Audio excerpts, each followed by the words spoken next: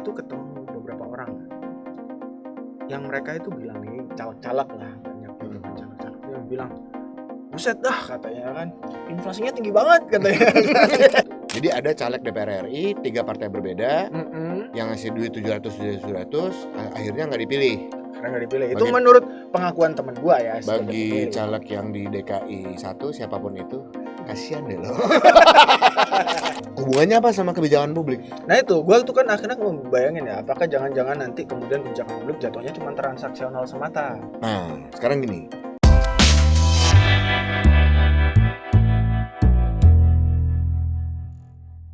Kita sedang banyak pertanyaan menuju pemilihan kepala daerah. Pilkada. Tapi kita nggak akan ngomongin pilkadanya sih. Oke. Itu ribet ngomongin pilkada ya. Politik, politik lagi. Tapi kita ngomongin politik sih ini. Oke. Tapi secara spesifik, politik uang. Oke. Politik uang. Money politics. Duit politik. Duit ya. Oke. Jadi politik uang ini katanya di Indonesia ini makin apa ya istilahnya, makin jadi tren ketika pemilu. Artinya kayak kemarin nih pasca pemilu kemarin gitu kan, kayak gua gitu Pak. Gue tuh ketemu beberapa orang yang mereka itu bilang nih caleg-caleg lah, banyak gitu kan caleg-caleg yang bilang, buset dah katanya kan, inflasinya tinggi banget katanya. Duit nyalek gila-gilaan ya. Duit nyalek gila-gilaan kayak gitu kan. Ini udah nggak ketolong nih kata mereka kayak gitu. Cuman gue nggak akan fokus di soal inflasinya gitu. Okay. Yang malah yang gue pikirin ketika mereka ngomong kayak gitu, terus kalau yang jadi itu nanti gimana ya? Kan mereka modalnya gede gitu. Terus kita butuh kebijakan-kebijakan gitu yang sebenarnya secara strategis penting buat rakyat, tapi mungkin tidak akan secara bisnis dalam tanda kutip gitu kan. Atau jangan-jangan pemilu tuh udah jadi bisnis. Nah ini gue keluar duit buat pemilihan itu modal gue supaya gue bisa muter, itu adalah COGS ibaratnya gitu. Jadi itu modal lah ya, modal dasar gitu untuk. Jangan-jangan pada mikir gitu tuh calon-calon tuh.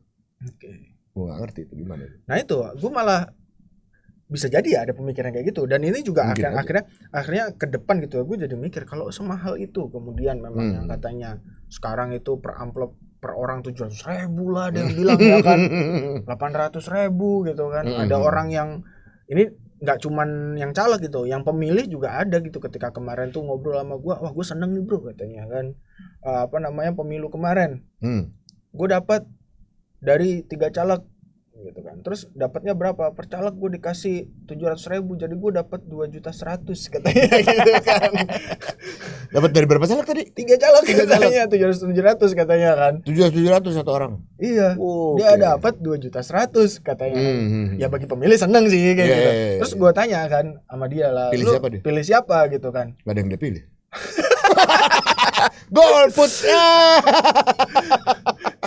Kata dia gini, ya emang sih gue agak enak-enak gak enak gitu sebenarnya. Cuman ada rasa enak gak enak. Ada rasa enak gak enak karena gue udah menerima. Cuman kan 3 gitu. tuh. Terus siapa yang dia pilih? Kata dia daripada bingung ya emang pilih yang lain yang emang dia udah pengen pilih. Tapi gak ngasih duit. Tapi gak dapat duit dari orang itu dia. Tapi dia pengen pilih. Tapi dia pengen pilih dari awal. Soalnya katanya calon yang pengen dia pilih itu unik. Oke. Ya preferensi dia lah ya, unik gitu.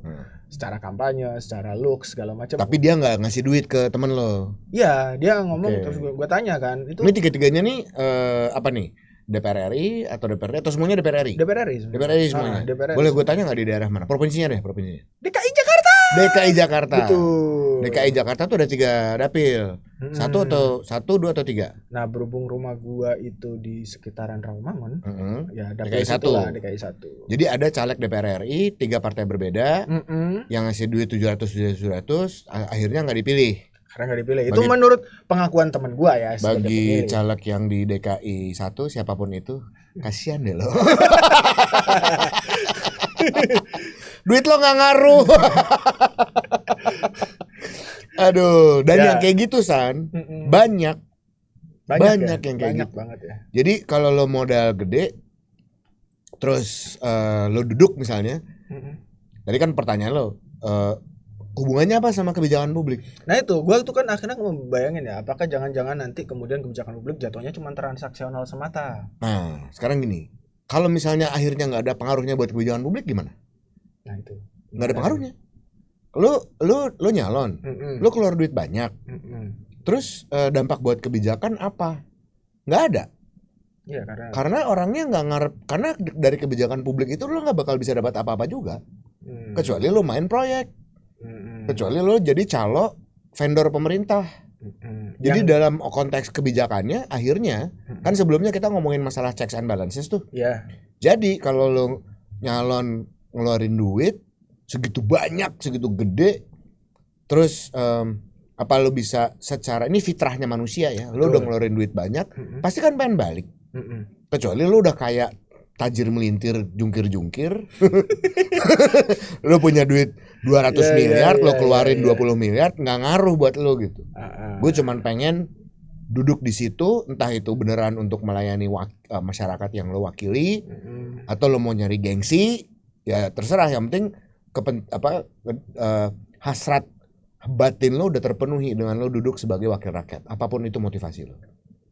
Atau orang yang mau keluar duit sekian puluh miliar, apalagi ngutang, terus kepilih, yang ada di otaknya nggak bakal mikir kebijakan. Jadi kalau dalam konteks pertanyaan lo tadi, apa dampaknya ke kebijakan? Nggak ada, karena dia nggak bakal ngurusin kebijakan. Betul. Yang akan dia urusin adalah kan kita sebelumnya udah ngomong ya masalah pengawasan dan lain-lain gitu. Di episode sebelumnya ya. Episode sebelumnya ada anggaran dan sebagainya. Nah, kalau yang rumpun atau klaster orang-orang yang kayak gitu tuh, dia nggak bakal minat ngomongin kebijakan. Yang dia minati apa? Yang dia minati gimana caranya gue abuse of power, influence gue supaya gue bisa balik modal. Which is itu corruption. Sesederhana itu. Dia mau melakukan return of investment. Jadi hitungan ekonomi. Dia nyari BEP. Nyari balik modal gitu. Iya. Jadi ya sesederhana itu sih. Jadi kalau menurut gue ya, masalah money politik nih. Ini gue bacain ya yang ada di layar depan gue nih. Ongkos politik tuh apa aja sih? Ya. Ongkos spanduk, baliho, bambunya, ongkos pasang, bikin posko butuh operasional, harus ada meja, kursi, makanan, lo harus kampanye harus ada panggung, backdrop, tenda, keamanan dan seterusnya selama 3-4 bulan. Betul. Itu semua duit, semua ongkos. Nggak mungkin lo dapetin itu gratis gitu ya, nggak ada yang gratis, apalagi yang kayak gitu. Itu pasti ada duitnya. Terus lagi ada duit saksi, ada honor saksi, ada ongkos saksi, beda-beda tuh. Terus macam-macam lah ya, dan itu banyak banget, memang banyak sekali. Terus itu kalau itu semua lo kali, oh gue punya target suara sekian. Kalau lo punya pemikiran bahwa suara itu bisa dibeli, dan penyelenggara itu bisa disogok untuk naikin suara lo, ya akhirnya uang tuh dipakai untuk kayak gitu-gituan. Itulah yang dimaksud dengan politik uang. Yang menyogok itu. Nah masalahnya gini San, orang-orang atau caleg-caleg yang mikirnya kayak gitu nggak sedikit dan nggak pakai otak. Pakainya dompet. Pakainya isi dompet. Iya. Sorry ya kalau gue agak belak-belakan gitu ya ngomongin masalah politik uang ini, karena artinya kan panjang pikirnya tuh sesuai dengan jumlah saldo kemudian. Iya, kayak gitu. Imajinasinya sesuai dengan imajinasi saldonya, jumlah rekeningnya. Bener. Gitu. Dan orang-orang kayak begini cenderung akan mensimplifikasi masalah dengan uang. Karena apa? Mungkin dia terbiasa apa-apa nyogok. Apa-apa pakai duit, apa-apa pakai pelicin. Iya. Karena otaknya nggak jalan. Tapi pengen kelihatan pinter. Akhirnya apa? Pakai jalan pintas, sogok aja. Jadi ini money politik atau sogok menyogok dalam politik ini atau dalam elektoral ya. Betul. Bribery. Tidak bisa dilepaskan dari keseharian masyarakat kita sebenarnya. Yang keseharian masyarakat kita itu dalam arti ada patologi di situ, ada penyakit masyarakat di situ. Oke. Karena kalau menurut gua, kenapa sih orang korupsi? Kenapa sih orang korupsi? Karena ada penyakit yang hidup dalam masyarakat kita, San. Apa penyakit yang hidup dalam masyarakat kita? Kita udah pernah ngobrol ini sebelumnya. Kalau lo jadi pejabat feodal, lo harus jadi ngerasa diri jadi raja gitu ya, berkuasa. Amtenar mentality. Jadi lo harus pakai apa-apa yang mahal, yang keren, yang mentereng. Jadi secara nggak sadar lo dituntut untuk korupsi. Karena gaji lo nggak cukup beli baru baju-baju dan barang-barang mewah gitu loh. Iya. Nah, akhirnya apa? Double tuh jadinya, San. Udah mah pemilunya pakai duit yang nggak terukur. Begitu lo kepilih, lo harus jadi orang yang gaya gitu dengan barang-barang mewah lo. Rumah mewah, mobil mewah, segalanya harus wah gitu. Jadi ini lo mau kerja buat publik, mau bikin kebijakan publik yang benar atau enggak gitu. Itu pertanyaannya. Nah, ini. Dan gue akan melihat ke data ya. Jadi ada satu artikelnya profesor politik kita, Burhanuddin Muhtadi. Oh, Prof Burhan. Prof Burhan itu harus jelas. Burhanuddin Muhtadi atau Prof Burhanuddin Abdullah? Prof Burhanuddin Muhtadi. Karena Prof Burhanuddin Abdullah juga lagi banyak diomongin juga. Oh iya. Sebagai tim sinkronisasi, tim asistensi, apapun itu. Iya. Satgas, ada bahasa Satgas, segala macam itulah. Ya. Tapi ini Burhan yang senior gue di UIN. Oke. Burhanuddin Muhtadi. Oke. Halo Prof Burhan. Halo Prof Burhan. Ini ada artikelnya yang judulnya tuh Politik Uang dan New Normal dalam Pemilu Pasca Orde Baru. Ya. Jadi Mas Burhan ini dari Prof Kemas. Ya, Prof Burhan ini mencatat bahwa tingkat di penelitiannya bahwa tingkat insiden politik uang dalam pemilu legislatif itu ternyata lumayan tinggi. Pemilu legislatif 2019 ya. Itu berkisar 19,4% sampai 33,1%. Yang waktu itu DPT-nya itu ya 192 juta orang. Artinya itu sekitar 37,3 juta orang sampai 63,5 juta orang pemilih itu terpapar politik uang, Pak. Oke. Terpapar. Menerima kayak teman gue tadi tuh. Oke. Yang kayak gitu. Nah, artinya cuman di sini dia juga menggarisbawahi gitu. Even itu sebagai new normal ya. Artinya yang bahasa politikus itu ada inflasi dan lain-lain, tapi ternyata juga banyak kebocoran. Tingkat kebocorannya artinya kebocoran di sini adalah duit yang disebar. Oleh para politikus itu. Disebarnya untuk apa nih? Ya, kalau dalam konteks ini pemenangan sih. Iya, maksudnya disebar buat apa? Buat pemenangan tuh ngapain? Ngasih orang duit ya, buat milih. Jadi bukan ongkos ya. Bukan ongkos ya. Bukan ongkos kampanye. Nah, ini nih yang berabe nih. Ini yang bahaya nih. Nah, itu ternyata ada kebocoran gitu loh. Dan kebocorannya itu sangat tinggi gitu. Menurut dia gitu. Yang artinya kebocoran ini bisa banyak faktor gitu, yang di disertasinya Burhan di yang lain ada yang udah jadi buku juga gitu kan, Kuasa Politik Uang, dia juga ngejelasin di situ tuh bahwa ya misalkan bocor di tim artinya tidak disalurkan amanahnya. Tapi secara psikologis itu masuk akal gak sih? Dan kita ketemu banyak teman-teman kita ya yang jadi calon yang mengakui ya kalau bahkan ada yang miliaran ya, tiba-tiba ngeluarin duit miliaran terus hilang aja udah. Karena orangnya kabur. Banyak tuh yang begitu. Mau lapor polisi, tensin. Ya, lapor polisi juga temuan, Pak. Pelanggaran pemilu, Pak. Bener juga. Waduh, mengakui kesalahan. Malakama ya sebenarnya. Iya. Tapi kok masih dilakukan ya? Nah, ini menarik nih karena gini. Gue mau promosi dikit Iya. Promosi tentang Prof Burhanuddin Muhtadi. Betul. Karena kemarin gue baru main ke toko buku. Gue lihat tuh bukunya kuasa politik uang. Dicetak ulang atau ya itulah. Itu ternyata ada versi barunya, dicetak ulang dengan tambahan data-data pemilu 2024 yang baru. Oh iya, udah ada gitu. Sayangnya gue juga sendiri nggak beli. Ya, cuman melihat. Tapi gue ngelihat ada versi barunya gitu. Nih gue bantu promosi. Iya. Kayaknya gue harus beli soalnya gue masih punya yang edisi lama. Sama gitu. Gue juga punya. Ya, harus dibeli lagi. Itu masterpiece. Itu sangat masterpiece. Karena apa? Karena gini. Di dalam tulisannya Prof Bur, politik uang dan margin kemenangan itu ternyata sangat tipis. Ya, antara angka praktek pemilihan suara dengan margin kemenangan itu tipis. Tanpa menyebutkan dapil, margin kemenangan tertinggi dari praktek pemilihan suara yang dilakukan penelitiannya ya oleh Prof. Bur adalah angkanya di 3,01%. Jadi bayangkan hanya katakanlah ya kalau gue sederhanakan bahasanya, duit beli suara tuh cuma efektif sekitar 3% lah. Jadi kalau suara lo ada 100.000 misalnya, lo menang nih di DPR misalnya ya, menang dengan 100.000 suara gitu, lo duduk di DPR, 3%-nya tuh berapa tuh kira-kira dari 100.000? 3% dari 100.000 itu sekitar 30. 300 apa 3.000? 300 ya. 300 ya. Ini kita edit dulu ya.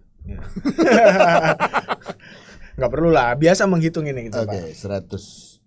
Coba kita hitung. Oh iya, berapa tadi? 3% ya? Iya. 3.000. 3.000 ya. 3.000. Jadi 3.000 ada 3.000 orang yang merasa atau yang setidaknya efektif lah ya, ada pengaruh dari 100.000 itu hanya 3.000. Nah, ini sekaligus prihatin sih sebenarnya gue ya. Karena yang gue lihat adalah yang namanya praktek politik uang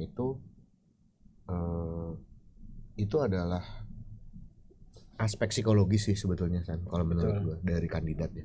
Itu gimana tuh maksudnya aspek psikologis?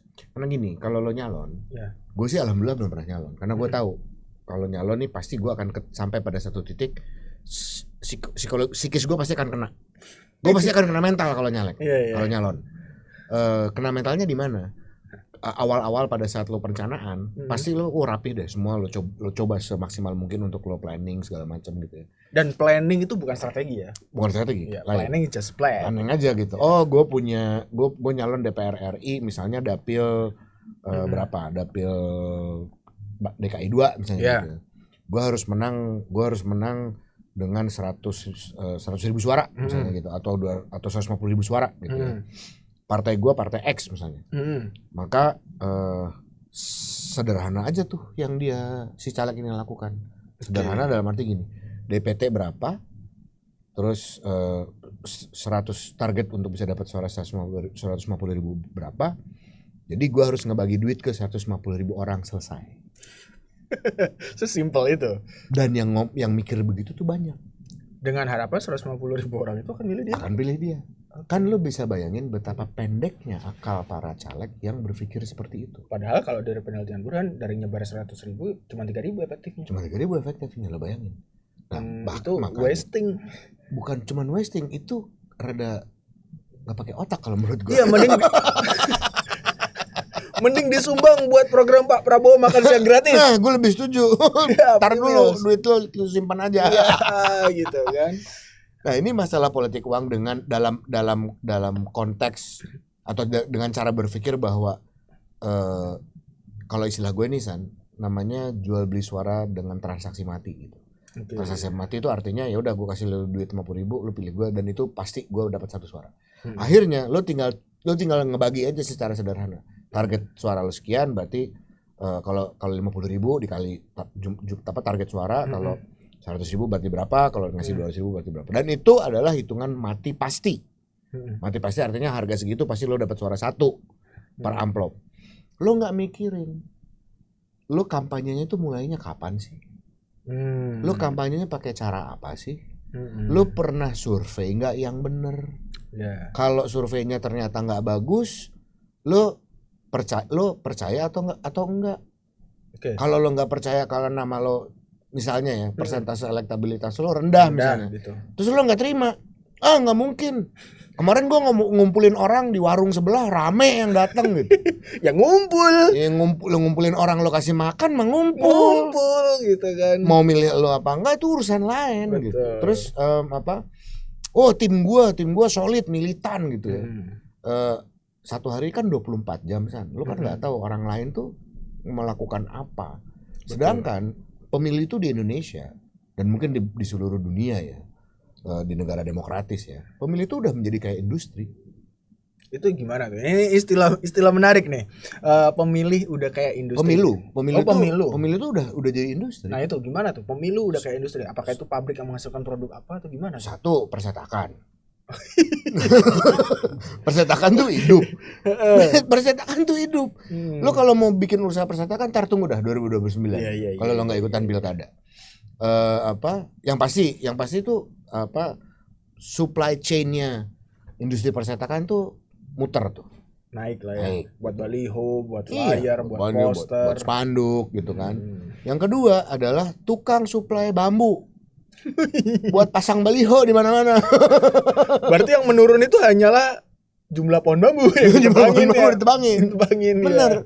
Terus apalagi yang naik itu juga adalah tukang sewa sound system. Oh iya. Tukang salon. IO naik. IO juga. IO bener. IO berbagai skala gitu. Tukang cetak kaos. Itu pasti naik juga gitu. Buzzer. Apalagi itu naik survei lembaga-lembaga survei kan nggak ada survei yang gratis. Betul. Artinya ada ongkosnya gitu loh. Lo kan harus nurunin responden, nyetak kuesioner, ngasih kompensasi ke enumerator, itu kan nggak ada yang gratis, itu harus bayar gitu loh. Nah berhubung kita juga bagian dari industri itu, jangan kaget ya kalau nanti ada calon kada gitu misalkan ke kita terus harga survei sekian, ya itu budget yang harus kalian keluarkan. Ya memang iya karena gitu. Kebutuhan survei emang berat. Iya, katakanlah lu punya relawannya lu suruh survei, relawannya ngerti statistik nggak gitu kan, ya lu harus pakai jasa gitu. Nah jasa-jasa kayak gitu itu tumbuh tuh di musim pemilu. Jadi makanya gue bilang itu udah jadi industri, termasuk salah satunya di dalam rantai industri pemilu itu adalah apa, penyedia massa. Oke, benar. Gitu loh. Orang yang mengorganize orang-orang yang ngumpulin orang. Jadi sebenarnya pemilu itu benar ya, sebagai industri ngasih makan banyak mulut. Pemilu tuh punya ekonominya sendiri. Termasuk ya itu tadi misalkan soal politik uang, itu yang jelek ya. Bener. In the bad way-nya. Nah, yang namanya industri atau kegiatan atau mata rantai kegiatan ekonomi pasti selalu ada aja bad side-nya kan. Yang itu seharusnya diminimalisasi. Bisa diminimalisasi. Nah, salah satu bad side-nya atau sisi negatifnya atau sisi hitamnya apa? Banyak orang yang nipu. Misalnya.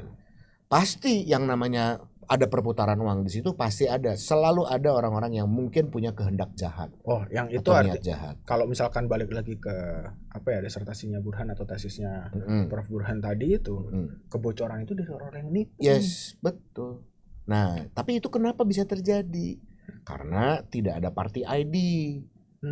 Tidak ada. Ya, party ID rendah ya. Coba deh nanti lain kali mungkin kita bisa hadirkan seorang statistika yang bisa ngasih insight ke kita, karena gini, biasanya di dalam survei itu selalu ada pertanyaan, apakah Anda merasa dekat atau tidak dengan partai. Itu pasti mayoritas sampai hari ini jawabannya sama, tidak. Mereka tidak ada yang merasa dekat dengan partai politik.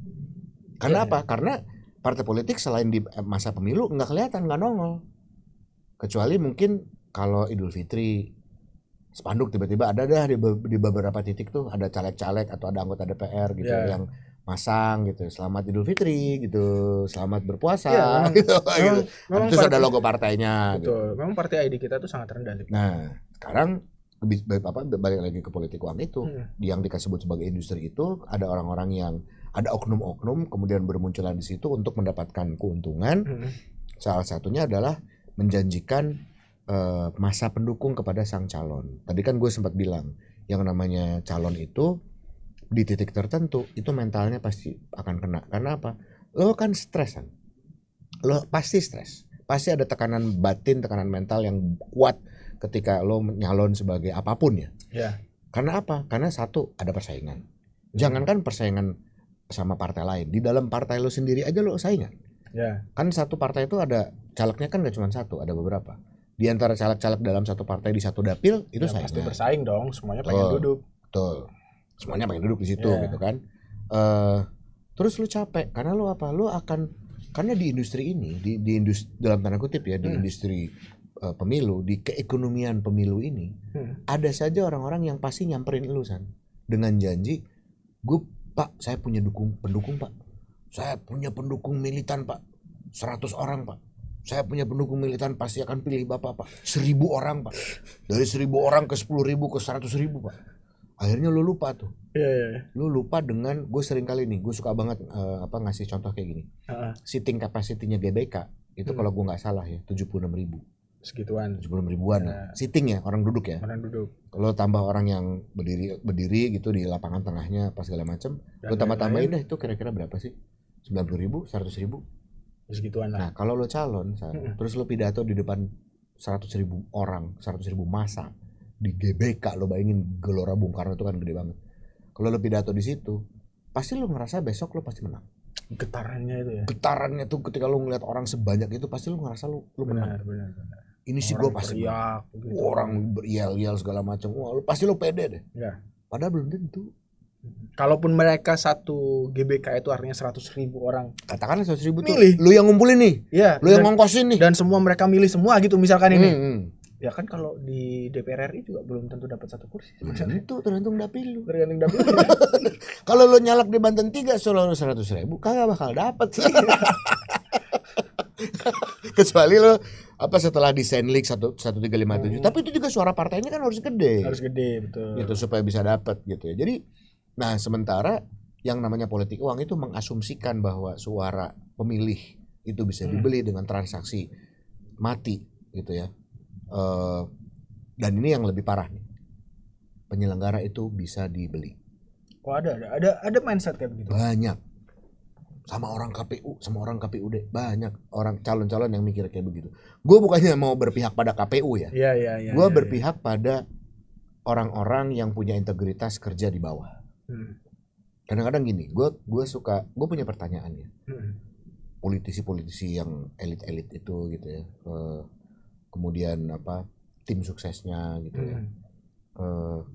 Mereka pernah nggak sih datang ke TPS saat TPS itu lagi disiapin, pasang tenda, gotong kursi, nyiapin ini nyiapin itu.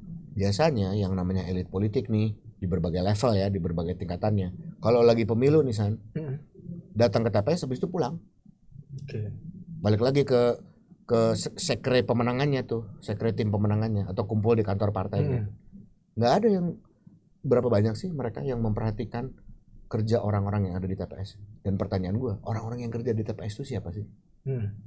Orang-orang yang kerja di TPS itu orang-orang biasa. Betul. Rakyat yang jadi bagian dari kita sehari-hari. Yang dan rakyat atau masyarakat yang bukan orang-orang politik rata-rata.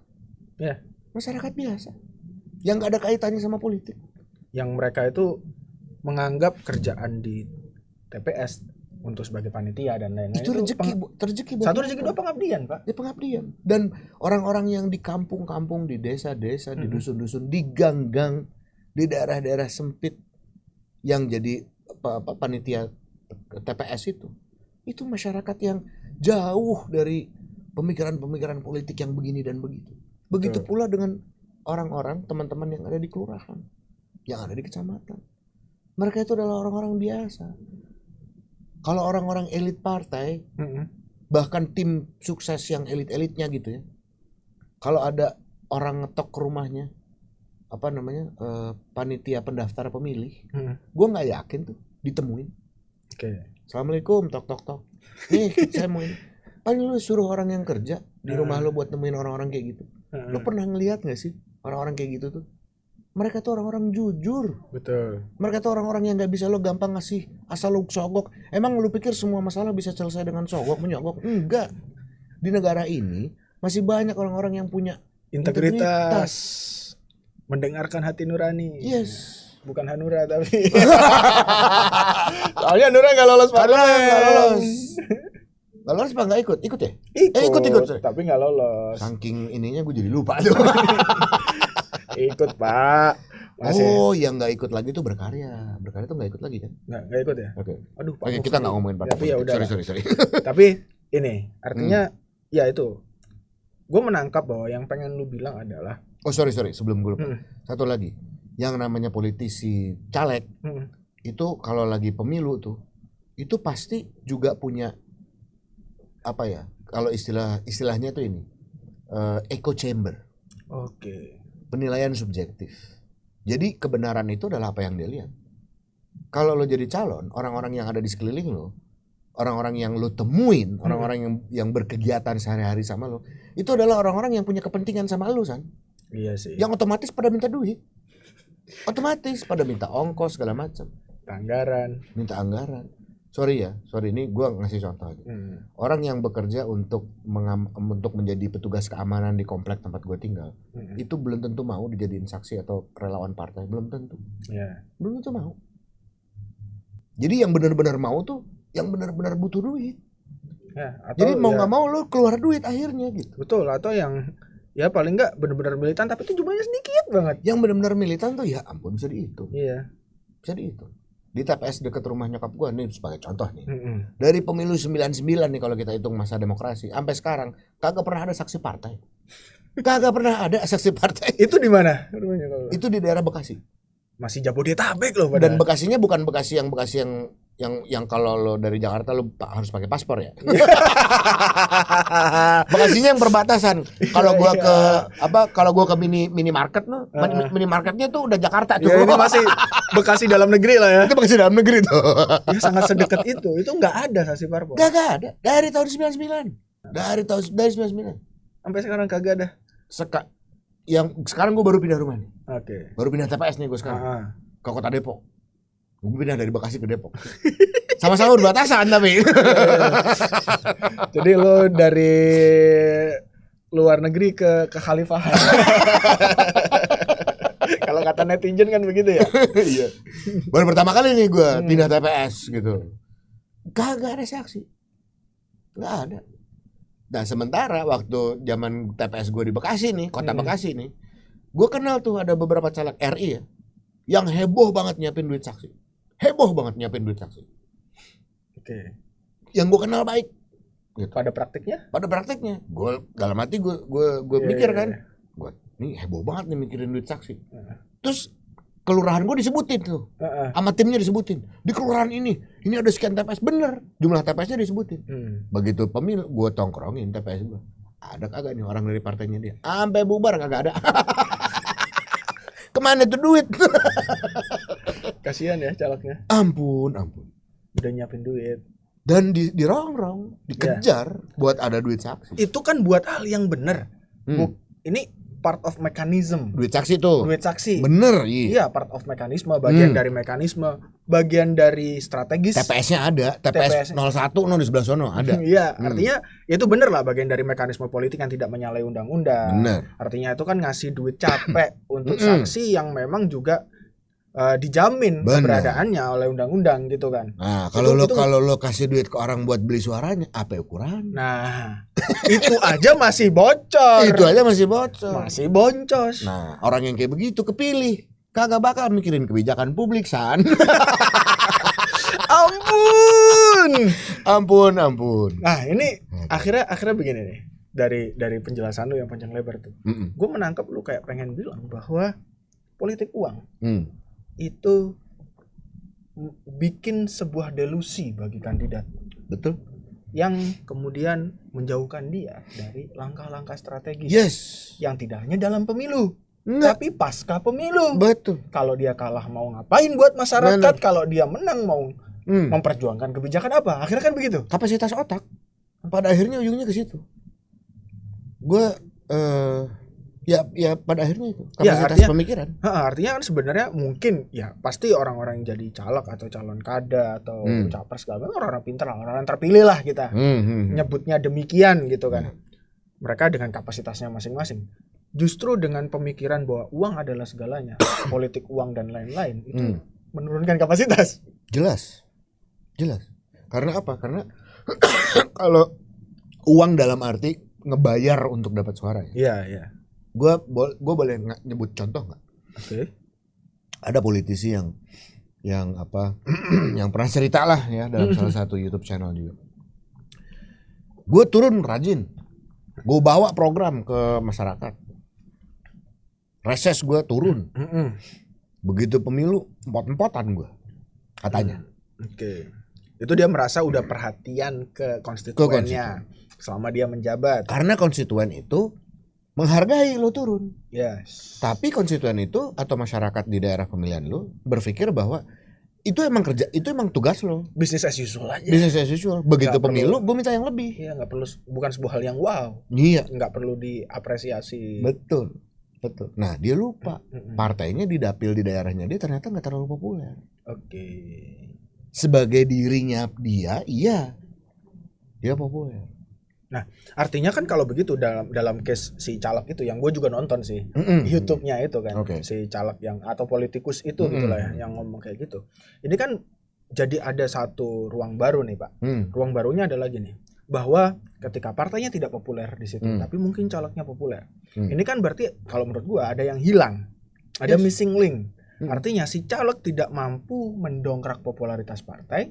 Dan atau dalam kasus yang lain mungkin gitu kan partai tidak mampu juga mendongkrak popularitas caleg. Variabelnya terlalu banyak dalam pemilihan itu, dalam elektoral ya.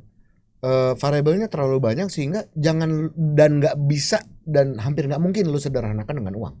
Contoh Komeng. Lagi-lagi nih gue ngasih contoh Komeng nih karena apa? Karena fantastis ya, perolehan suaranya sangat tinggi, 5 juta lebih suara.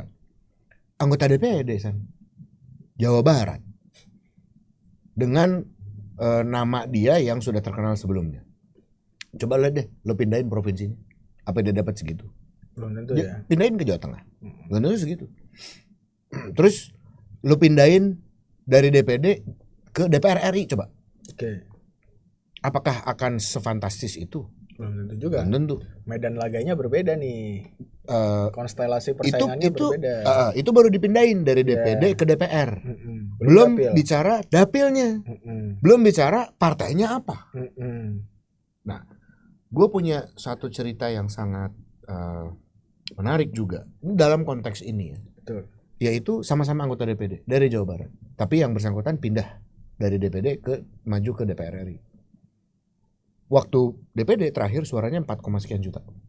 Jadi sebelum Komeng itu ada yang fantastis. Ada anggota DPR yang fantastis 2 periode. Anggota DPD. Yang fantastis. Periode pertamanya fantastis 2014, 2019 suaranya fantastis, jutaan juga. Meskipun lebih rendah dari Komeng, tapi udah 4 juta. Oke. Udah 4 juta. 4 juta lebih. Tetap lebih tinggi dari suara Ganjar di Jabar sih. Kalau konteksnya Jabar ya.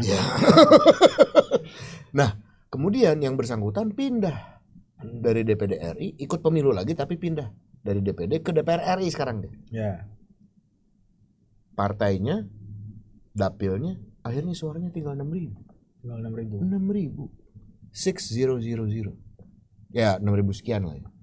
Tapi bayangkan dari 4 juta tinggal 6.000. Iya. Kasusnya tuh kayak begitu. Artinya apa? Artinya nggak linear uang kan? Iya.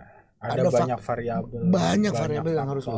Exactly. Ya termasuk itulah ketika misalkan kayak bercandaan gue tadi misalkan 4 juta itu lebih rendah, lebih tinggi dari suaranya Ganjar, tapi belum tentu orang yang dapat 4 juta itu ketika jadi capres di Jabar juga tetap dapat 4 juta. Belum tentu.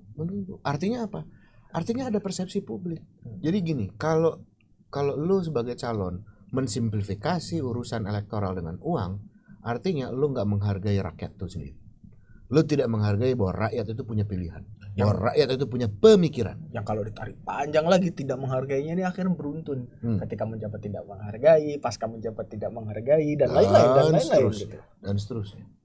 Begitu. Jadi balik lagi politik uang itu penting. Uang itu sebagai variabel biaya. Yes, of course. Cost politics itu tidak mungkin dihindari gitu. Yes, tapi jangan pernah berpikir dari awal bahwa pilihan pemilih itu bisa dibeli. Ya, dan kalau banyak kritik gitu misalkan ongkos politik kita gede, ongkos politik gede, bukan ongkos politiknya yang gede, ongkos nyogoknya yang gede mungkin. Nyogok pemilihnya yang gede. Karena gitu kan? Iya. Karena kalau misalkan sebenarnya buat biaya saksi atau ya untuk pasang banner yang semuanya itu sesuai dengan undang-undang. Gue boleh nyebut nama nggak? Gue sebut nama boleh? Ya, boleh. Kan ini publik ya. Publik ya. Siapa? Ibu Atalia. Menang dengan suara berapa? 200.000 lebih. Ya, sekian gitu. Di Kota Bandung. Apakah beliau menang dengan uang? Tidak. Belum tentu. Tidak seluruh, maksud saya tidak menyogok gitu. Ya. Karena apa? Istrinya Pak RK.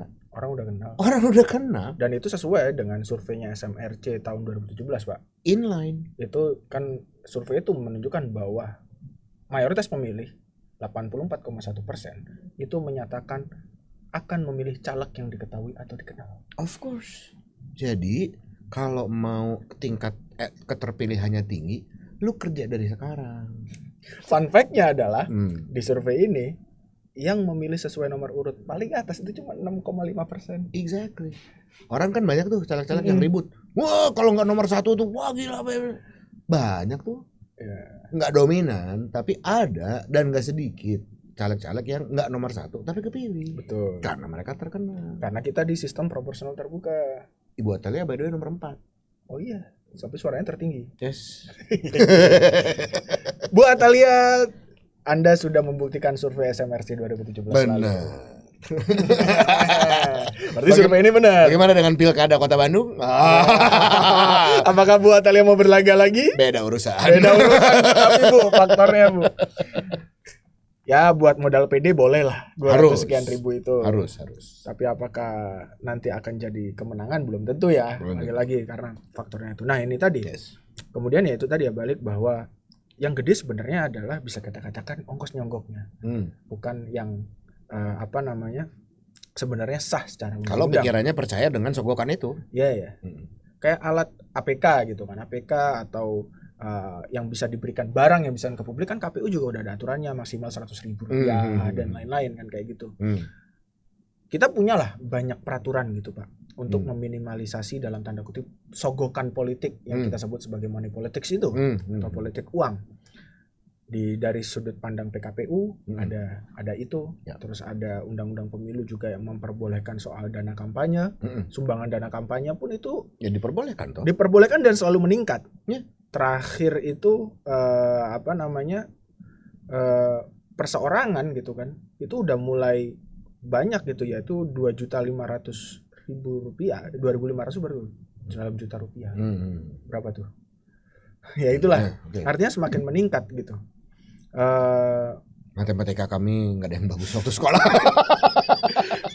Ya jumlah batas maksimal itu ditingkatkan semakin meningkat gitu. Terus di Undang-Undang Nomor 7 tahun 2017 ya.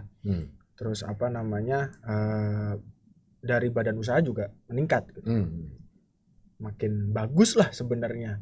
Artinya kalau lu mau nyogok, lu mau apa gitu, lu nggak perlu korupsi untuk mendapatkan duit kampanye karena sumbangan sudah dibuka. Artinya peraturannya sudah banyak. Tapi pertanyaannya kemudian, apakah peraturan yang udah ada itu cukup? Satu, kalau sudah cukup, terus kenapa? Pertama masih ada. Pertama atau belum efektif? Ya, pertama gue bukan pakar peraturan kepemiluan. Gue tumbuh dalam ekosistem pemilu itu karena profesi aja gitu ya. Kalau bicara peraturan tapi begini San, secara peraturan semuanya udah cukup. Menurut gue. Loophole kanan kiri pasti ada. Ya, secara detail balik lagi gue bukan akademisi di bidang kepemiluan. Tapi kemudian kenapa itu bisa tetap terjadi gitu? Karena asumsi. Asumsi dan psikologi calon yang dia selalu dikelilingi oleh orang-orang yang memang punya kepentingan pendek, kepentingan kecil, kepentingan skala kecil. Sehingga politik uang itu terus terjadi. Nah, gue punya satu contoh kisah nyata. Tanpa gue nggak bisa sebut nama daerahnya, apalagi namanya. Gue punya temen maju di Pulau Jawa ya. Dia berpikir bahwa dia bisa sogok orang KPUD dan orang KPUD ya. PPK dan KPUD. Ini menarik nih, ini kisah nyata. Si orang KPUD dan PPK itu diundang sama dia dalam satu pertemuan, makan malam gitu. Lalu dia bilang, dan saya pengen menang nih, saya harus dapat sekian ribu suara. Udahlah, bisa diatur lah. Oh bisa Pak, kata orang KPUD dan PPK-nya. Bisa. Nanti kita bantu untuk bisa mendapatkan suara sekian. Tapi belum tentu pasti ya, belum tentu tepat. Bapak maunya segini untuk bisa dapat kursi. Itu Ya, gimana tuh? bisa Ukurannya belum tentu tepat itu. artinya bisa bahkan mungkin bisa lebih Iya. dari minimal target. Ini saya harus ceritakan sebagai fakta. Ya. Kalau gitu saya setuju supaya saya duduk sebagai anggota dewan. Jadi gimana ininya? Yang harus saya lakukan. Ya Pak, yang pertama, ini Bapak harus benar-benar nih tapi ini. Iya. Mau berapapun pokoknya saya bayar. Apalagi kalau Bapak punya uang. Saya harus bayar. Iya harus bayar. Ya. Jadi apa yang harus saya lakukan supaya saya bisa dapat kursi? Jadi yang pertama Pak, ini catat baik-baik. 1, Bapak harus pasang baliho. Bapak harus pasang spanduk. Bapak harus pasang spanduk dan baliho di titik-titik ini. Karena di titik-titik ini pemilihnya banyak Pak. Lalu Pak, Bapak harus sering-sering terjun ke masyarakat Pak. Oh gitu ya katanya. Iya. Nah kemudian Bapak jangan lupa Pak. Bapak kalau mau pakai, kalau Bapak mau kasih bingkisan ke masyarakat, itu ada aturannya. Aturannya sekian Rp10.000.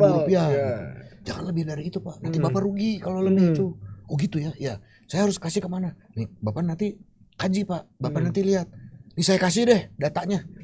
Tempat-tempat yang pemilihnya padat Pak. Iya. Oh jadi saya harus melakukan itu ya katanya. Iya. Oke katanya. Bisa jamin ya saya dapat suara ya. Bapak pasti dapat suara katanya. Saya pasti kepilih ya. Insya Allah Pak. Kalau Bapak rajin turun tiap hari. Kalau balihonya Bapak jagain gitu ya. Terus Bapak kalimat-kalimatnya itu harus yang menyentuh masyarakat Pak. Ini kata orang KPUD sama PPK, beneran ini seriusan. Orang KPUD-nya mah kagak salah. Orang KPUD dia ngomong begitu. Jadi si calon tuh bilang, saya bisa dapat suara tinggi. Insya Allah suara Bapak tinggi katanya. Kalau misalnya Bapak melakukan yang saya katakan. Oh gitu ya. Kita sepakat ya jabat tangan Pak. Lalu pulanglah si KPUD dan orang PPK-nya ini.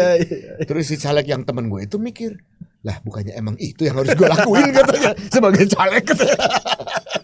Artinya apa? Artinya itu kan persepsi. Alhamdulillah tuh orang KPUD dan PPK-nya orang-orang jujur, tapi cerdik. Begitu ditawarin mau begitu, dia kasih jawaban yang benar. Gitu. Gimana caranya? Saya bisa dapat suara dari Anda? Bisa. Caranya gimana? Kampanye yang benar Pak. Bukan nyogok gitu. Hebat ini orang KPUD. Saya mau nyebut namanya tapi nggak enak lah. Itu keren sih gitu loh. Dan artinya lu pengen bilang bahwa kenapa masih terjadi tuh soal persepsi satu, yang kedua mentalitas. Takut kalah. Yang namanya orang bersaing pasti mentalnya kena itu. Orang lagi persaingan pasti mentalnya kena. Saya kalau orang bersaing pasti saya pengen menang kan gitu. Tapi peraturannya cukup ya berarti hari ini. Cukup ya. Cukup. Bahkan detail banget kok. Lagi-lagi saya bukan pakar pemilu tapi detail lah. Benar. Gue juga mau mengoreksi yang tadi tuh soal batasan maksimal sumbangan dana kampanye. Buat di peraturan terbaru itu ternyata yang buat pemilu 2019 ya dari sumbangan perseorangan itu maksimal udah 2,5 M Pak. Bisa dapat nih. Gede untuk dari badan usaha itu bisa 25 M Pak. Iya. 25 miliar. Betul. Gede banget kan? Gede banget. Masalahnya badan usaha mau nggak ada yang nyumbang terbuka. Nah, ini jadi problem. Ini jadi PR ya. PR lah ke depannya biar tidak jadi kong kali kong di balik meja soal kebijakan yang menimbulkan korupsi. Ke depannya karena kita juga pengen enak sama enak. Artinya rakyat enak, pemimpinnya enak, dunia usaha terjaga, investasi rapi. Itu kan tujuan bernegara. Sama caleg jangan kena mental kalau lagi pemilu. Rajin survei aja lah.